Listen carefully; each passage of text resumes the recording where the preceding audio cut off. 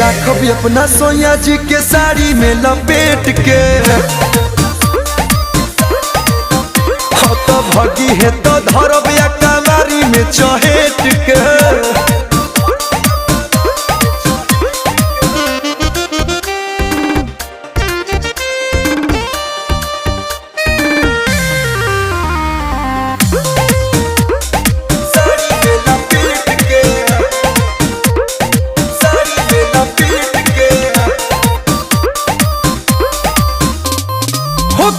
तू खाली मोर पिया हवाई साथी खल खल के साड़ी झमकाई लिपस्टिक मारी के सोया सोझे जाइब मारी के सोया सोझे जाइब।